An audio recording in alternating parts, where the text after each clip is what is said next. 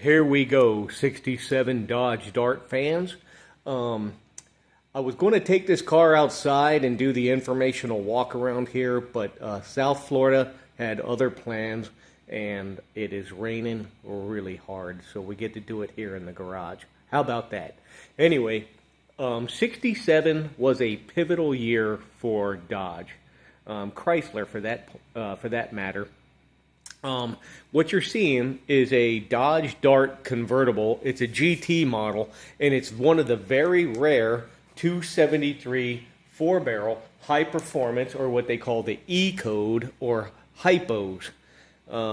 These cars, again, being a pivotal year for Dodge, the 340 was not due out until 1968, the next year.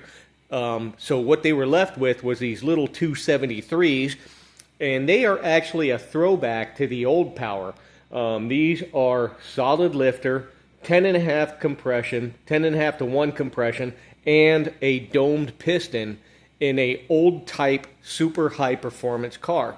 Now, these are certainly no 340. However, you can be sure that for their size, they actually had a very high output. And you can tell from the air cleaner how special it is. It comes with a chrome air cleaner. That was something that other cars would never have. They were premium models, and as you can see, it's called the Charger 273 four-barrel.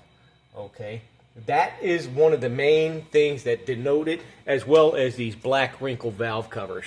A lot of people don't know that, but when you see this setup, you know you've got a high performance. Now, out of 38,000 Dodge Darts for 67, there was about an estimated 250 of these made, which equates to about 0.5% of orders, which is very, very rare. Okay, and then let's take a look at the larger picture. In terms of Chrysler, in basically the late 60s, they were responsible for about 15% of market share. You know, you consider the B bodies, the big C bodies, the luxury cars, and these little small A bodies. Compared to GM and Ford, Chrysler had a total 15% market share. However, on these cars, they had approximately about a 30 to 33% market share, from the simple fact that they were going up against the likes of the little GM cars like Chevy Vega, the Ford Maverick, and the Chrysler in the small cars demolished them because they were actually a little bit larger. They had good interior room, family friendly, and because Chrysler sunk the spare tire under the trunk floor, all of your trunk was usable, so you could put luggage, you could put family stuff, you could go, it was just more usable, and that's why Chrysler in the small market had a 30 to 33% market share. However, if you consider total market share overall, they only came up at like 15%. But I just want to tell you is 67 was really the start of the performance for Chrysler. If you look on the Dodge side, in the B-body model, you had the Coronet RT. That's the big 440, 4-speed, high compression, big blocks. And then you had on the Plymouth side, you had the GTX model came out in 67. Okay? And so these little cars were kind of following up with what they had in their inventory, which were these little 273s.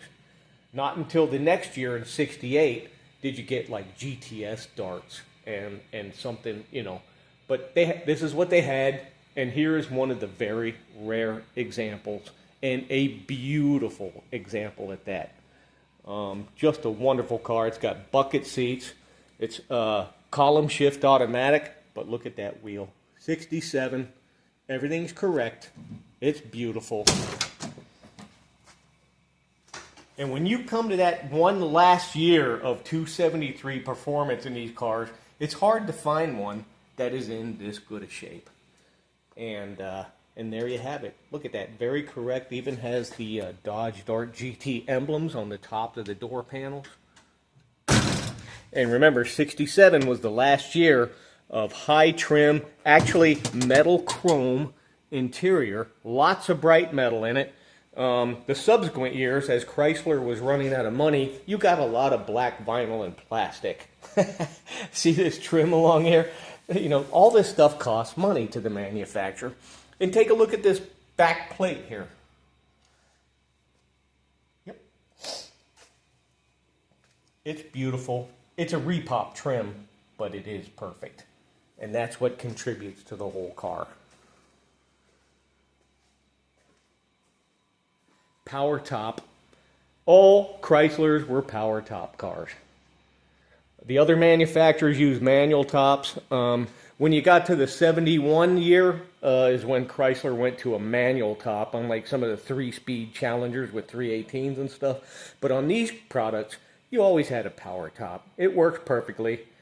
And, well, that's a little background on the Dodge story. And as you can see, it's one of the last of this stage of Mopar performance for 1967. And the last thing I'll show you is many people agree that 1967 was the last year of the Mopar automobile because they did not require side marker lights and stuff. Yeah, it's got seat belts and everything, sure, but it's the one of the last years where before the government mandates. 68 is where they really started coming in, and this is one of the last of the Mohicans of the real manufacturer's automobile. This is Gauze Garage. Thank you.